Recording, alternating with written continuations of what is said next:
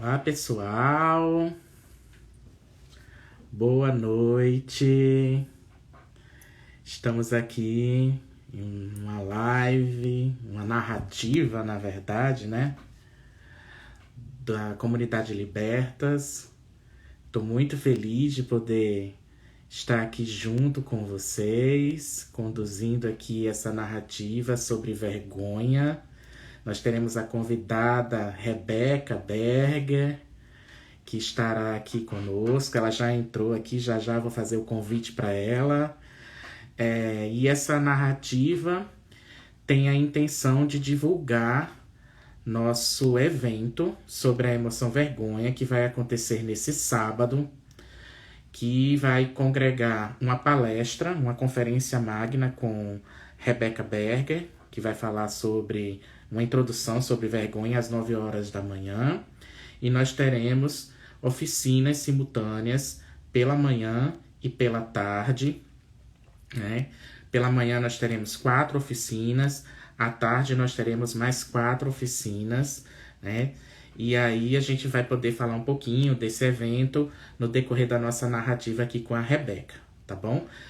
O tema da nossa narrativa será sobre vergonha, verso e reverso, e será a proposta é um diálogo entre eu e Rebeca acerca do tema, acerca de como é que a gente experiencia esse tema na nossa clínica, no nosso dia a dia, e também um diálogo com vocês que estão aqui nos assistindo, nos prestigiando, que podem trazer perguntas, comentários, para a gente poder aqui socializar e trazer um bate-papo bem gostoso, tá bom? Então eu vou aqui convidar a Rebeca. Muito obrigado por estarem aqui conosco. Deixa eu ver se eu acho a Rebeca aqui.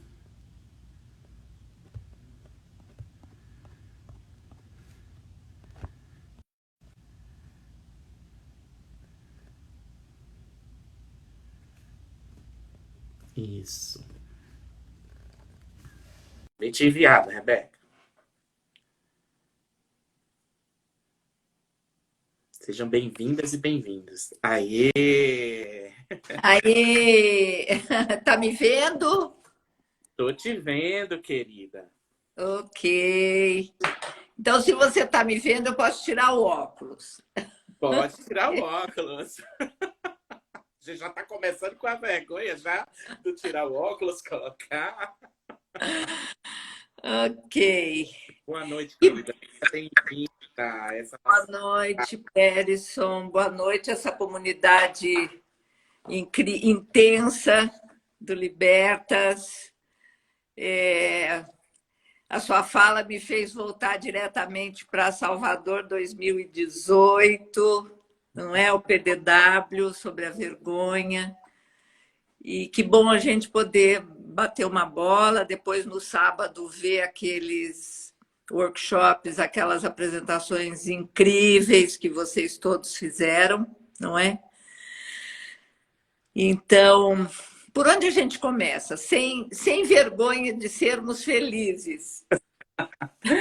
Bom, na verdade, só contextualizando, né, para quem está chegando, Rebeca participou como uma das trainers internacionais de um PDW, né? O PDW é o Workshop de Desenvolvimento Profissional, que é promovido pelo Instituto Internacional de Análise Bioenergética e que nós tivemos a oportunidade de discutir o tema da vergonha no PDW, onde foram apresentados vários trabalhos, que inclusive serão os trabalhos tema da nossa do nosso seminário. Nós fizemos uma primeira edição no ano passado e, a pedidos, nós estamos fazendo aqui a segunda edição, né? E que nós teremos o prazer e a alegria de ter Rebeca abrindo o evento, né? Como também ela teve a oportunidade de fazer também uma fala junto com Alex Monroe, Diana Guest, que eram os outros tenores internacionais, falando sobre vergonha também, né? Então, eu acho que a gente podia começar, Rebeca, com a proposta do título que você trouxe para a narrativa, né? Vergonha, verso e reverso, né? Como foi que você pensou esse título? Olha, eu pensei nesse título para que a gente se sentisse livre de abordar todos os aspectos desse tema vergonha, né? Porque ele não é um tema simples, ele não é como se fosse um diagnóstico, não é? Ele não é simplesmente um quadro psicológico, né? Ele abrange muitas questões.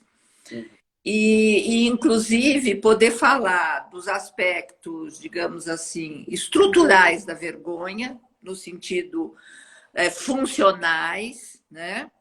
Dos aspectos funcionais na construção da convivência social, né? Na construção da sociedade, né? Na construção de um coletivo seguro, né? Então, e poder falar também dos aspectos patológicos, não é? Das condições em que a vergonha se torna quadros patológicos ou comprometimentos muito sérios e que, então, faz parte da nossa matéria, não é? Então, verso e reverso, para ficar muito claro que a vergonha tem vários aspectos, não é? Eu diria assim que o aspecto que eu mais gosto de falar ou de mencionar, não é que eu saiba discorrer, não é sobre esse aspecto, mas que eu gosto de mencionar é exatamente o aspecto estruturante, não é, que a vergonha tem na nossa socialização, não é? Quer dizer, tanto que eu lembro que lá em 2018, lá no nosso encontro, o tema que eu trouxe foi a vergonha enquanto guardião da nossa dignidade. Isso. Não é? E aí, em torno disso, eu acho muito interessante que, quando a gente está tratando o paciente na clínica, que a gente tenha esse critério, não é? De saber diferenciar o que é um recurso ou uma informação interna que essa pessoa tem que ter e tem que honrar nela mesma, de uma condição patológica, não é, impeditiva de uma vida criativa, enfim, ativa, nesse sentido. Bem, essa é a razão do título, né? Para nos dar total liberdade de seguir o nosso fluxo Sim.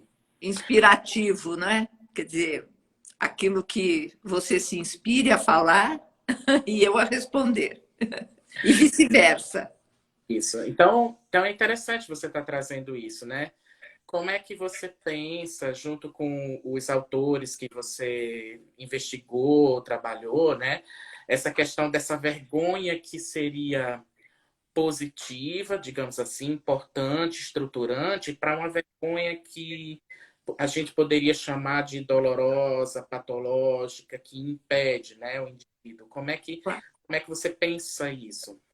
Ok, então eu penso assim, que para a gente poder ter esse olhar abrangente, é importante falar, não é, que a vergonha é tratada na psicanálise, não é, como um sentimento ou uma emoção que começa, na verdade, por volta dos 2 anos da criança, onde ela se torna consciente da vergonha, né? Na verdade, é o momento, então, onde ela pode nomear ou identificar um sentimento com um nome, ok?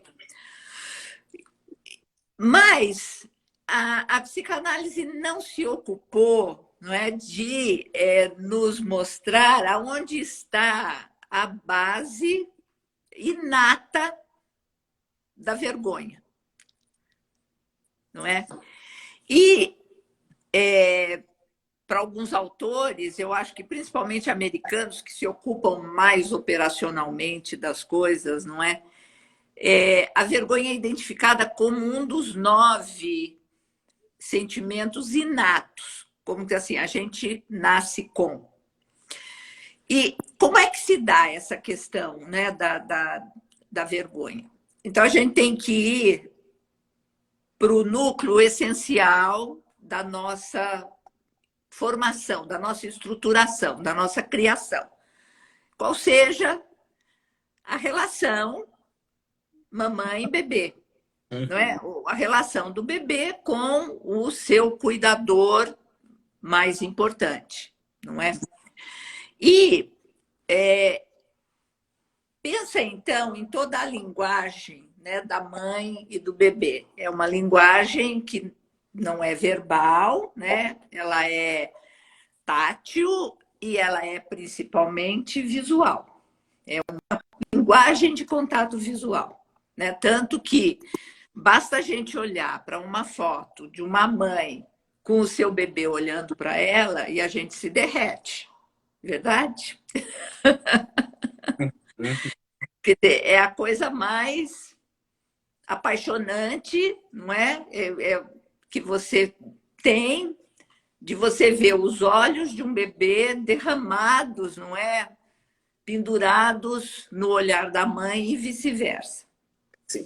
Então, é como se esse bebê ele vai aprendendo, quer dizer, ele vai aurindo o conforto dele, ele vai, né, tendo o conforto dele neste colo e neste olhar. Só que aos poucos, o que vai acontecendo? A vida não é só, né, esse momento, ele vai crescendo e coisas vão mudando, vão acontecendo. E o olhar da mãe muda, não é? Às vezes muda, ou na própria relação com o bebê, ou pelas outras, pelos terceiros, não é, da vida. Sim. E aí, neste momento que algo se rompe nessa conexão amorosa, o bebê sente uma dor, né? Ele sente uma instabilidade, que a gente pode falar, sente uma dor. Tá? Então, mora nesse lugarzinho desse processo digamos que o fundamento somático, onde nós vamos estruturar o conceito de vergonha que vai ser compreendido lá na frente, né? Com 2 anos, com 3 anos, tá? A primeira vez que eu ouvi, né, lá atrás, a falar dessa questão da vergonha, na verdade, como estudante de psicologia, eu conheci isso com o nome da formação reativa. Sim.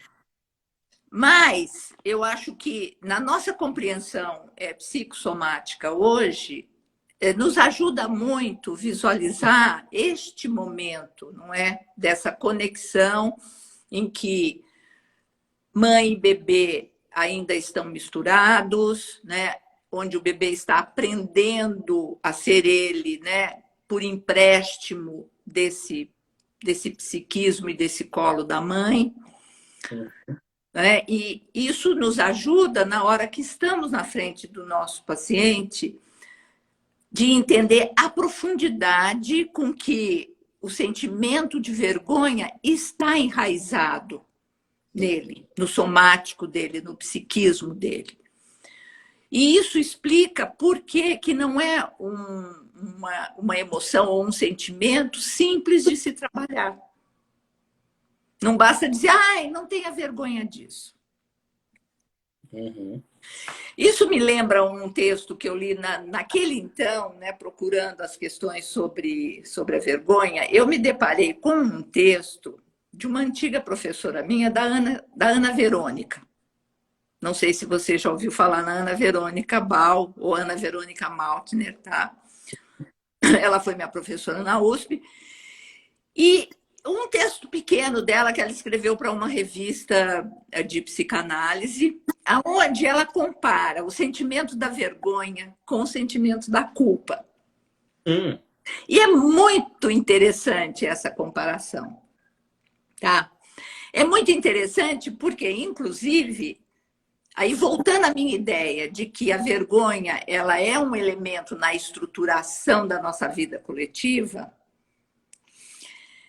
tanto a culpa quanto a vergonha têm funções em culturas diferentes como estruturadora da cultura. Então, tem culturas que se estruturam pela culpa e tem culturas que se estruturam pela vergonha. Sim. Não, mas aí ela escrevendo sobre a vergonha, e a culpa é assim, porque a culpa, ela diz assim, a vergonha é terrível, né? Porque a culpa, se você tem uma culpa, você pode resgatar-se por uma ação, certo? Eu roubei alguém, certo? Eu sou culpado, eu posso pagar essa culpa indo para a prisão, ou se eu machuquei alguém pedindo desculpa. Enfim, eu posso ser redimida da culpa, porque é um outro que vai me redimir disso. Agora, veja bem, eu estou andando na rua e levo um tombaço, entende? Acabo no chão com as pernas para cima, certo? No meio de todo mundo. Uhum. Quem é que vai me redimir dessa vergonha? Sim. Então, eu achei muita graça nesse pequeno artigo da Ana e fiquei com essa compreensão, porque a vergonha é um assunto entre eu e eu mesma. Não é? É um assunto entre eu e uma dor que eu preciso ou resgatar ou compreender. Uhum. Sim. Sim. Bom, E você, aí, e você aí, vai ter que perguntar mais alguma não, Você vai ter que falar alguma coisa porque eu preciso de alimento. vamos lá. E aí, nesse sentido, você foi desenvolvendo essa questão da vergonha, a diferença da culpa, né, em termos sociais, e trouxe esse desenvolvimento da mãe e bebê, né? E aí, em que momento você acha que a vergonha, né, pode ser reguladora, né, positivamente? Nessa... Ah, boa pergunta. Assim, não é que tem momentos em que ela pode ser reguladora, mas vamos pensar assim. Vamos pensar o quanto ela é autorreguladora do meu comportamento social, Sim. né? Ou seja, ela é uma consciência crítica Uhum. do que é apropriado ou não fazer. E eu não estou falando de bobagens como palitar o dente na mesa, entendeu? Ou segurar o guardanapo de tal jeito. Eu Uhum. estou falando de valores de convivência, Sim. Sim.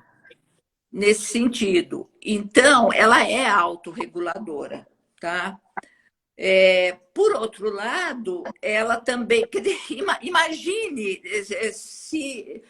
Imagine assim, você viver num condomínio onde ninguém tivesse vergonha, Sim. não é?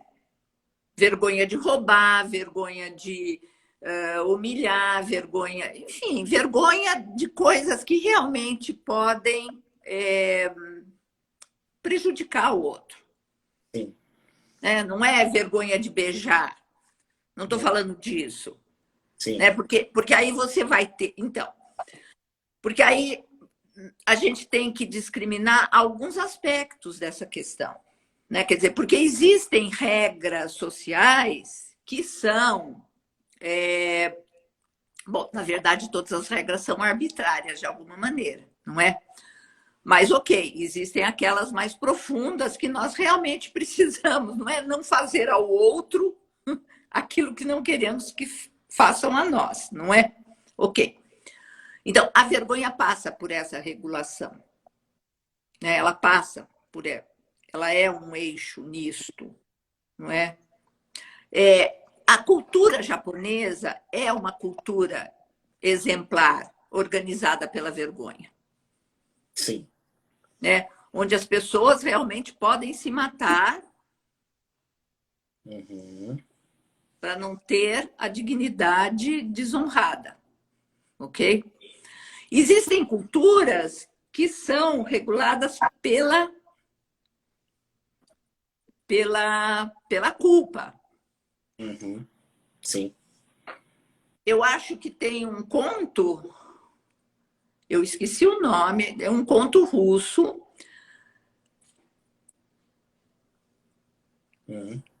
Não, não era pela culpa, era pela vergonha também.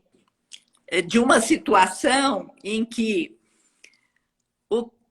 era um cara que foi humilhado na saída de um teatro, ok? E um padeiro viu ele sendo humilhado. E ele passou a noite se torturando, que ele ia ter que se matar, porque se aquele padeiro viu, aquilo ia ser divulgado e a honra dele estava. Enfim. Aí ele ia a caminho de se matar, alguma coisa assim, e ele descobre que o padeiro tinha morrido no meio da noite. Essas coincidências. E aí ele segue aliviado sem se matar, entendeu? Então, esse ponto tem a ver com o quê? Com o fato de que a vergonha é algo que nos expõe. Sim. Né? Ou seja, voltando ao olhar. Tem a ver com o olhar. Uhum. Isso. Porque até eu estava, né, lendo, né, tem até uma, você sabe, né, gente, que coisa de professor, né? Então eu estava lendo o Ciro Nick, né? Ele tem um livro muito lindo chamado Dizer é Morrer, a Vergonha. Boris Cyrulnik, Uau! né? Um livro que ele aborda vários aspectos da vergonha, né? E aí ele diz uma questão muito interessante que é que você está trazendo, né, Rebeca? Porque quando você traz a questão do olhar e da questão da relação mãe-bebê, o que o Ciro Nick nos mostra é que a vergonha, diferente das outras emoções, é uma emoção complexa, porque envolve esse momento da separação da mãe do bebê, né? Quer dizer, o bebê se separa da mãe e reconhece essa mãe na saída da simbiose como alguém diferente dele e que existe aí uma relação intersubjetiva que acontece onde esse bebê começa já, a partir da relação com a mãe, a criar representações e previsões do que é que essa mãe pensa sobre ele, o que é que essa mãe reage sobre ele nesse olhar. E aí começa, como você trouxe, esse sentimento de contração energética, de contração emocional, dessa necessidade, muitas vezes, que a vergonha traz de se esconder, né? De desviar este olhar para um olhar do outro que me invade, que me expõe, né? Você trouxe essa questão da exposição, né? Então, ele vai trazer isso, quer dizer, que a vergonha ela vem depois do desenvolvimento, junto também com essa questão que você trouxe do social e do desenvolvimento da moral, do que é Claro. certo e do que é errado, né? Ela vai ser uma base para essa estruturação, né? Na socialização. Porque aí esse registro, não é, da importância que tem o olhar do outro, vai valer na ação socializante. O que é certo, o que não é certo, o que é aprovado, o que não é aprovado, o que me inclui, o que me exclui. Tá? Agora, quer dizer, qual é o elemento, né? A gente pode se perguntar, qual é o elemento que vai transformar essa questão numa patologia, né? Ou num sofrimento intenso. Então, de novo, o elemento está na forma como esse bebê, essa criança foram tratados no aprendizado, né? Do que pode, do que não pode, né? De que horas a mamãe está tá ok, né? Que horas ela não pode estar disponível, né? Que horas algo que eu fiz precisa ser corrigido. E aí entra o nosso querido Winnicott, não é? Com a noção da mãe suficientemente boa. Né? A mãe suficientemente boa não é aquela que vai permitir ao bebê fazer tudo, ou a criança de 2 anos fazer tudo. Quer dizer, se ela deixar a criança fazer tudo, ela não está sendo suficientemente boa, porque essa criança, na hora que for entrar em contato com a socialização, ela vai sofrer. Não é? Ela vai sofrer punição, agressão, cobrança, enfim. Ela não vai ter uma linguagem para se entender com os outros coabitantes do espaço. Não é? Então, mas volta aí, porque você foi para um lugar muito importante para nós, não é? Que é para exatamente as raízes somáticas. É. Né? Então, a vergonha tem algo a ver com o esconder-se, né? Com o rubor na face, com o encolher, não é? Quer dizer, O contrair. é o contrair, quer dizer, a criança envergonhada tem uma contração, né? A criança que está livre, segura, ela está com o peito aberto. Tem o desviar dos olhos, não é? Ou abaixar. Sim, sim, porque é interessante, porque quando você traz, né, a questão da vergonha, eu acho que um limite entre uma vergonha que, como você trouxe, né, muito, acho que até você, se eu não me engano, foi do livro da Marina Bilenque, não foi? Isso, é a hora que você pegou o seu, eu falei, eu vou pegar o da Marina aqui, não é? É importante. O que fazer vergonha, né? A vergonha como guardiã da dignidade, né?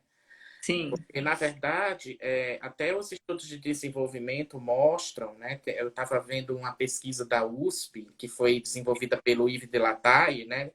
Um grande piagetiano, estudioso de desenvolvimento.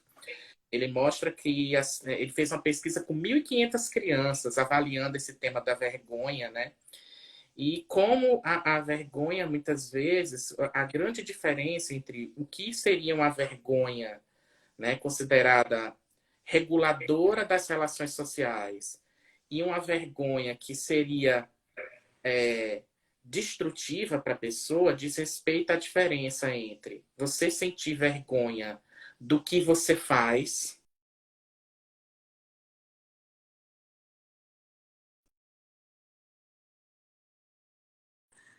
Ou você sentir vergonha de ser quem Essa você é a é. grande. Claro. Exatamente. Porque uma coisa é você chegar enquanto pai e mãe, né, Rebeca, e dizer para a criança: isto que você fez é errado, é inadequado. Isso não se faz, isso precisa ser melhorado, não é? Isso. Né? As pessoas não vão apreciar isto. Outra coisa é você dizer para a criança: você é errado. Claro.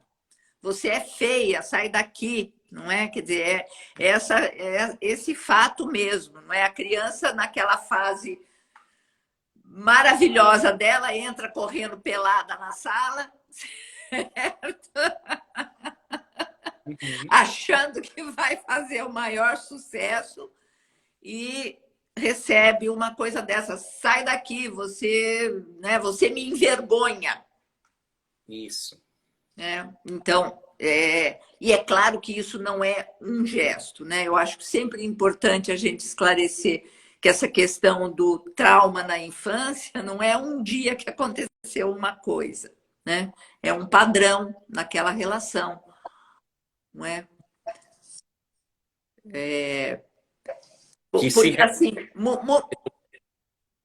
Porque assim, por exemplo, me ocorreu um exemplo disso, né? Uma criança envergonhada, ela pode ter tido uma história de muita, digamos assim, de muita punição, né, de pai e mãe, de muita correção, né, inapropriada, ou ela também pode ter uma história de não presença de alguém educando. Eu estou falando isso e eu lembrei de uma paciente minha. Ela era a sexta filha ou sétima filha de um monte de filhos, não é, pequenininha, e ninguém dava bola para ela e ninguém a ajudava na escola. Entende? Ela foi resgatar a vergonha da dificuldade, entre aspas, de aprendizagem dela agora, aos 50 anos de idade, entendeu? Onde ela vai se dando, onde ela se dá conta desta história. Que ela não era incompetente, ela não era burra, né? Bom, além de ser uma menina pequena, tratada pelos irmãos maiores, para quem ela era, então, a burrinha ou a café com leite, isso vai somando, não é? Então, uma pessoa que estava convencida de que não poderia, quer dizer, que não falava nem português direito, imagine aprender inglês, não é? E de repente é como se começou a aprender, começou a se dar conta e a perceber que aprende, que sabe, que é inteligente. Porque, na verdade, é uma mulher de sucesso, né? De muito sucesso nos negócios, mas quando fala da área cultural, ela né, se contrai. Né? E hoje ela começa a poder pulsar nessa coisa. Sim. Então, eu volto à ideia, não é, de que a criança amada, ela precisa ser corrigida. Corrigida nesse sentido, ajudada a saber transitar no social. Sim. Né? Porque nesse sentido a vergonha é reguladora do social. Uma pessoa sem vergonha nenhuma é uma pessoa que está pouco se importando com o outro. Né? Entra aí numa questão narcísica, por exemplo. Né? Numa questão até que beira a própria o autismo, a própria psicopatia. Né? Você entra nessa psicopatologia da ausência total da vergonha. Sim. Né? Então, quer dizer, nesse sentido, é um regulador do social, né? Na relação com o outro. Sim. Sim. Sim, ela olha, quer dizer, é inevitável a gente vir parar na nossa situação atual, né? Se você me permite, se você disser não, não. Você pode, meu. Então, mas a hora que você diz isso, não é? Filosoficamente, né, se diz que a hipocrisia é o tributo que o vício paga à virtude. Certo? Uau. A hipocrisia. Como que é o nome do... Eu tô ruim, mas tudo bem. Ok. Mas isso é um dito, é um fato, é uma compreensão. Né? E aí, quando eu falo inevitável, bom, aí eu penso que a vergonha ela tem a ver, não é, com a hipocrisia nesse sentido. Claro, nós consideramos que a hipocrisia não é legal, não é uma coisa errada, mas pensa um pouco. Enquanto eu estou sendo hipócrita com você, né, para não falar, então, enquanto é porque eu estou, de alguma forma, respeitando uma lei. Tá? Isso significa que nós ainda vivemos sob o domínio de uma lei que regula a nossa convivência. A hora que eu perco, né, e e, né, falo o que eu quero, quer dizer, eu não tenho mais nem vergonha de contar as maiores mentiras na cara dura, significa que o buraco é mais embaixo. Não é? Significa que não tem mais lei para me proteger, entendeu? Então, quando eu escuto hoje determinados discursos, não é? Determinadas informações, determinadas afirmações na cara dura,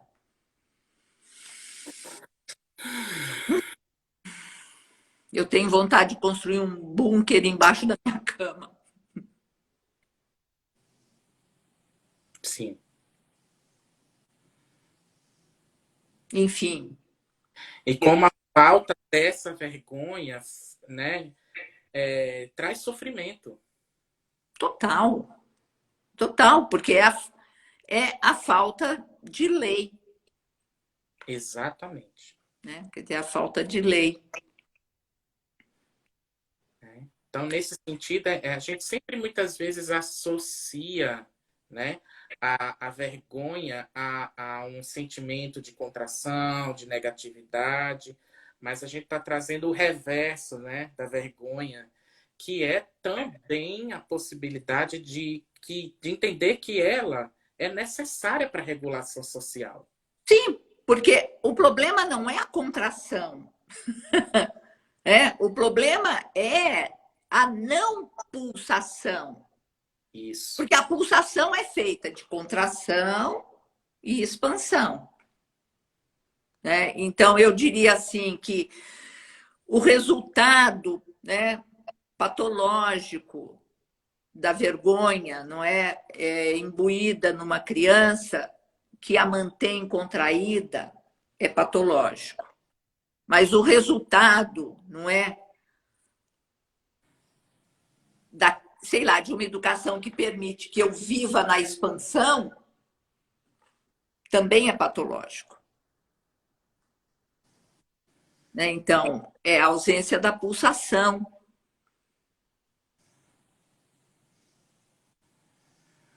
E é a ausência da regulação mútua. Sim. Sim, sim. É disso que a gente está falando. Né? Ó, é preciso, né, ser bem claro nisso. Né? Nós não estamos aqui louvando a vergonha. Né? Mas essa coisa. Quer dizer, diz, o que você quer dizer quando diz que uma pessoa não tem vergonha na cara? Uhum. A sério. Alguém que você não pode confiar, não é isso? Sim. E, de novo, eu penso no Winnicott, você sabe? Porque o Winnicott fala do falso self como um verniz necessário. Ele aí se diferencia, né, do Lowen, ou o Lowen se diferencia dele, não importa, quando fala do falso self. Porque existe uma camada que é necessária. Uhum.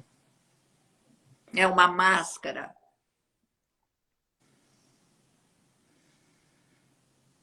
Uhum. Uhum. Sim. Sim. E é muito diferente, né, de uma vergonha que está muito próxima da rejeição, da humilhação, da dominação do outro, do Sim. enquadrar o outro sobre um olhar violento, agressivo, é, que tenta diminuir, rebaixar o outro na sua existência. Sim. Sim, sim, total. Sim, e aí isto a gente vê, não é hoje que a gente está aprofundando as nossas compreensões né, da psicoterapia, a gente vê como o efeito sobre minorias, não é? Porque as minorias vão para um lugar de encolhimento. Sim. Elas vão para um lugar de encolhimento. E aí, de novo, né? Quer dizer, se a gente pensa no formativo do somático e do psíquico, quer dizer, eu posso começar, digamos, um encolhimento a partir de um estado mental emocional, ou eu posso entrar num estado mental ou emocional a partir de um encolhimento somático. Não é que se dá por isso que você falou, por essa humilhação. Eu sou um refugiado, ou eu fui, não é, um judeu do gueto, né, ou do campo, né, que eu tenho que passar invisível, diminuída, encolhida. Ou a história, não é, dos negros, que a gente vem aprendendo lindamente com a nossa colega Cristina, não é?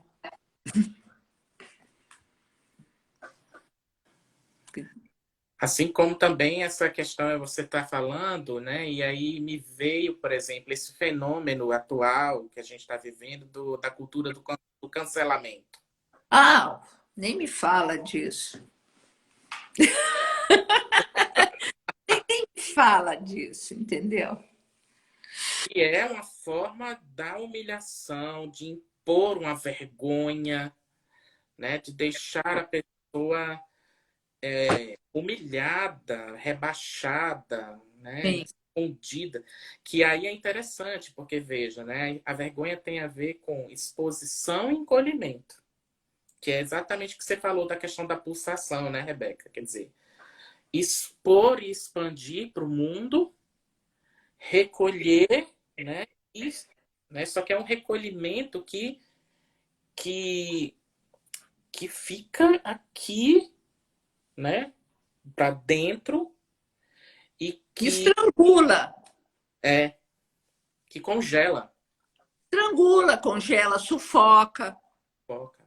Tem várias maneiras de pisar no pescoço de um negro, não é? De uma pessoa, não é? Uhum. Tem o pisar, pisar e tem isto do cancelamento, quer dizer, tem a morte social. Mas nós somos seres sociais, né? Não é? Nós precisamos da nossa natureza biológica tanto quanto nós precisamos da nossa natureza cultural. Uhum. E nós estamos, eu acho, vivendo um momento, eu acho que de muita passagem, entendeu? Eu queria voltar aqui daqui a 1 bilhão de anos para compreender o que aconteceu no processo formativo, o que foi isso, entendeu? Então, uns 100 anos já você já ia ver muita coisa. Eu acho que 100 anos, não sei se dá para avaliar exatamente, sabe, o que foi esse processo formativo da humanidade, nesse sentido. Eu queria ser um Kellerman de há uns milênios lá na frente para ter essa compreensão, entendeu? Ou um Harari, mas lá na frente, para ver o que foi que está acontecendo com a gente, porque nós estamos no olho do furacão. A gente, olha, eu acho que desde Reich, para não dizer desde Freud, mas é que Reich era particularmente sensível ao verso e ao reverso da coisa. Ele era o tempo todo, ele estava nesta percepção do que estava por trás do de trás. Eu falo isso assim, né? Ele rompe com a sociedade de psicanálise porque, né, encontra no marxismo a grande saída. Aí ele vive aquela coisa e percebe toda a estrutura perversa do sistema ali também. Aí ele foge para os Estados Unidos, porque lá estava a liberdade. Certo? E aí ele vê o reverso da coisa também. Então, esse estar sensível ao buraco mais embaixo é importante. Aí, quando a gente fala de vergonha, é importante isso, porque quando você falou do cancelamento, olha só, Quer dizer, tem o fato em si, mas tem o fato de que pessoas que fazem movimento de cancelamento, elas em algum momento estavam no lugar de cancelados. Uhum. Então, este é o lugarzinho que eu me sinto haitiana, entendi, aterrorizada com a humanidade. Porque, em vez de dar um passo de evolução, nós voltamos um passo atrás. Ah, eu estava no lugar do humilhado ontem, agora hoje eu vou estar no lugar do humilhador. E aí Uhum. nós ficamos rodando em torno do rabo, né? É, é. Porque, na verdade, até veio uma pergunta aqui, né? É, por exemplo, o cancelamento seria como se fosse uma vergonha alheia, porque, na verdade, vergonha alheia é um movimento de empatia, né? É o preço que a gente paga pela empatia, quer dizer, a pessoa deveria sentir vergonha e, na verdade, quem sentimos somos nós, né? Não, É um movimento empático de, ai meu Deus do céu, como é que ela não percebe que ela precisa ter um pouco de noção do contexto e do social, né? não, foi maravilhoso você lembrar da vergonha alheia. Porque, na verdade, o cancelamento é muito mais uma projeção dessa agressividade, né, de nós termos sido alvo da vergonha e nós reproduzimos essa agressividade, é uma identificação com o agressor, né? É isso que você está dizendo, Rebeca. É, é assim, exatamente. Eu sempre disse, eu sempre digo o seguinte, assim, o pior dano que um inimigo pode fazer a você é transformar você num igual a ele, entendeu? Assim, o pior não é de receber ameaça de alguém, é eu me tornar Sim, ameaçador e eu perder o contato com a minha verdadeira alma, entendeu? sim, Porque eu sou tomada dessa defesa. E aí, quando você fala do cancelamento, então a gente vai para essa relação da agressividade com a vergonha. isso. E aí, não sei, você lembra de como nós falávamos de que a agressividade, no mau sentido, a violência, ela, na verdade, está a serviço de me proteger contra a vergonha? Sim. Né? Como se fosse essa. Eu primeiro fico agressivo. Né? É. Olha, tão interessante, o Ciro Nick vai trazer um exemplo no livro muito lindo em cima disso, que ele vai dizer que, por exemplo, ele é uma história de uma criança órfã de guerra que estava na rua, né? E muito desamparada, muito suja, né? E uma mulher acolhe essa criança para poder tentar dar um banho nela, dar uma alimentação para essa criança, né? E aí, quando ela tentou tirar a roupa da criança para poder dar um banho, ela sentiu nojo, né? E o menino que não tinha noção de que ele estava sujo, porque ninguém via a criança, quando ele viu esse olhar dessa mulher, que aparentemente era bondosa, que estava querendo cuidar, sentir nojo, a reação dele foi uma destrutividade de quebrar a casa dela toda. Então, quando você traz isso, é exatamente isso. É uma Sim. agressividade para não para manter a dignidade que foi rompida na vergonha, nesse olhar do outro, né? É uma defesa mesmo, é uma defesa mesmo. E aí, neste pequeno exemplo, a gente entra em contato com a complexidade da natureza nossa.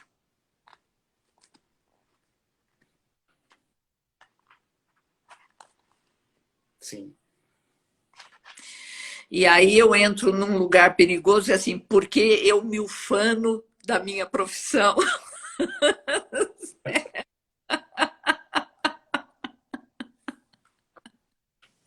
Não porque eu seja o máximo, nada disso, mas porque a beleza de pensar, não é que a natureza humana, ou a natureza do humano, ou a humanização ainda está em processo, e compreender isso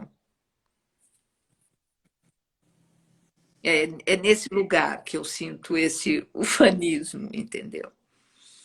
Aonde eu, quer dizer, veja, eu não estou assim desculpando todos os crimes, dizendo não existe, não é isso, mas isso é seara de outras áreas de conhecimento e de saber, né? A nossa é entender a profundidade da dor humana. Sim.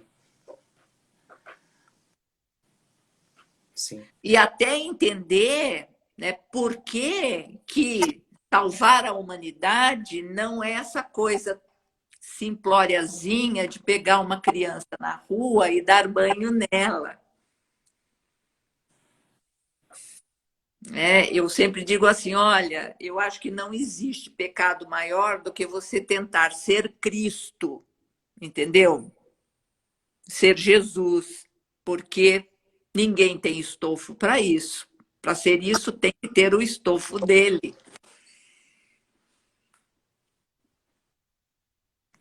Estou falando isso porque ele é um dos judeus que eu mais admiro.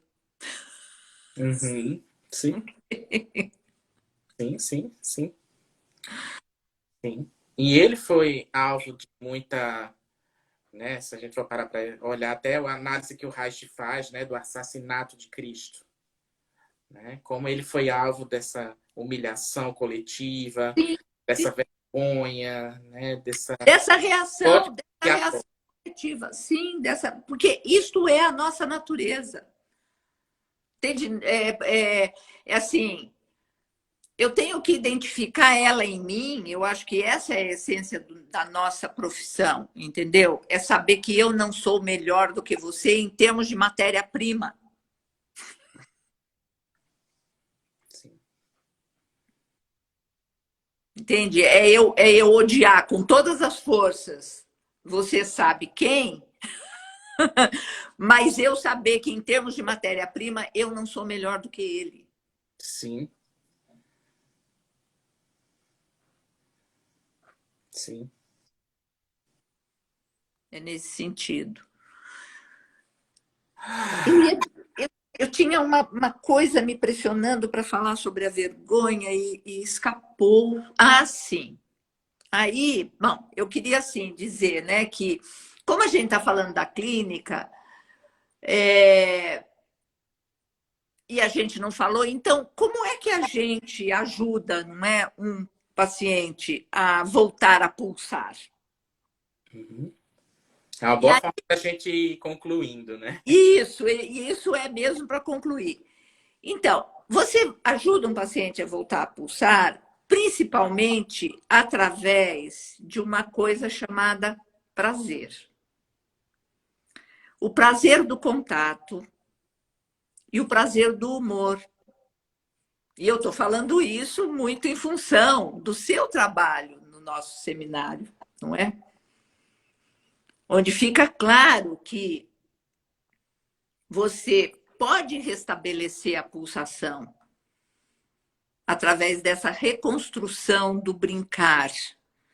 E claro, eu não faço ludoterapia, eu não trabalho com crianças, né? Eu trabalho com adultos e eu trabalho com a palavra. Mas o brincar, ele não é só através dos jogos que as crianças fazem, não é em grupo, corporalmente, com bolas e com apitos e com fitas.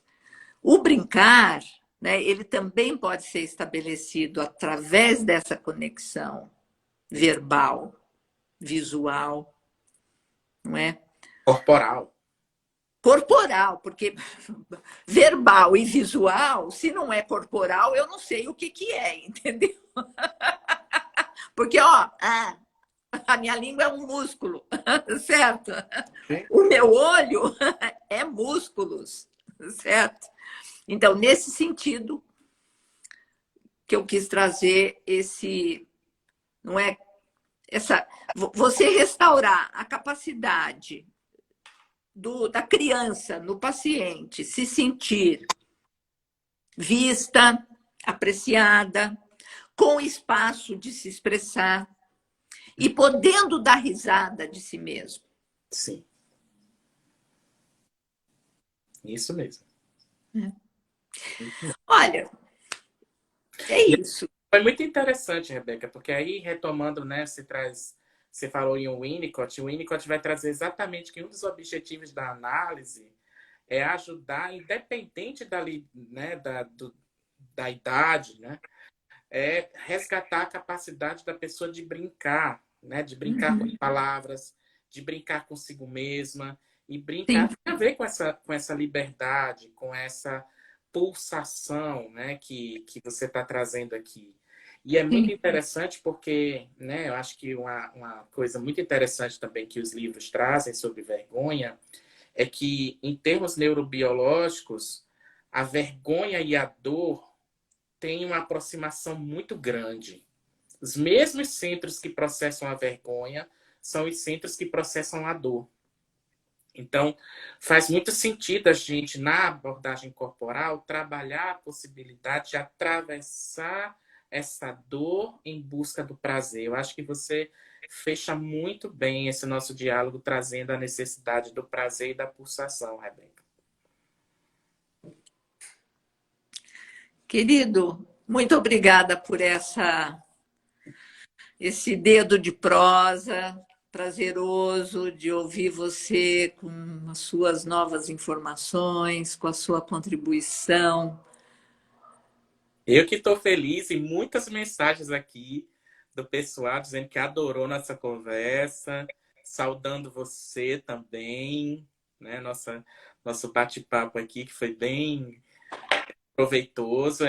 É um aperitivo, tá, gente? Para Rebeca, que vai estar com a gente, né? Nesse sábado, no nosso evento, né? Às 9 horas, ela vai fazer uma abertura falando um pouco mais, estruturando o tema da vergonha, teoricamente, inclusive fazendo essa relação. Mandando alguma bibliografia depois para o Libertas, para, não é, passar para os participantes. E aí, quem quiser saber um pouco mais sobre o tema da vergonha, nós temos um e-book que está no site do Instituto Internacional de Análise Bioenergética, com vários artigos de todas as pessoas, inclusive que vão ministrar oficinas aqui, né, no seminário sobre a vergonha que vai acontecer nesse sábado, né? Quem quiser conhecer um pouco mais sobre as oficinas, então nós vamos ter uma turma grande de 8 pessoas, além, Rebeca vai estar abrindo o evento, né, falando sobre aspectos gerais sobre a vergonha dentro da questão bioenergética. E depois a gente vai ter 4 oficinas pela manhã, 4 oficinas à tarde, simultâneas. A pessoa que quiser participar vai poder escolher uma das oficinas para poder participar né, vivenciar, né, porque a proposta das oficinas são oficinas vivenciais, né, pela internet. A gente teve uma primeira edição que foi muito boa, e quem quiser conhecer mais sobre o evento, é só entrar no site www.libertas.com.br, que está lá o link para você fazer a inscrição, né, o segundo seminário Emoção Vergonha, que vocês vão poder conhecer um pouco mais sobre o evento, as oficinas que vão ser ministradas, os temas, as pessoas que vão oferecer as oficinas. Então, a gente espera, né, que vocês estejam com a gente aqui, né, que vai ser com certeza um aprofundamento que Rebeca vai trazer com a gente no seminário durante o sábado, tá bom? É isso aí. Um beijo para todos vocês, para todos os meus colegas que eu estou vendo aí inscritos. Um beijão em você. Eu que agradeço, querida. Até sábado, pessoas. Tá. Beijo para vocês, pessoal. Beijo para você, Rebeca, querida. Sábado a gente vai se ver. Tá bom? E beijo para todo mundo. Uma boa semana. Espero que vocês estejam aqui junto conosco. A gente teve aqui uma frequência de 60 pessoas assistindo essa live ao mesmo tempo. Uau! Foi bem gostoso. E até breve. Tchau, tchau. Até breve. Tchau. Tchau, tchau.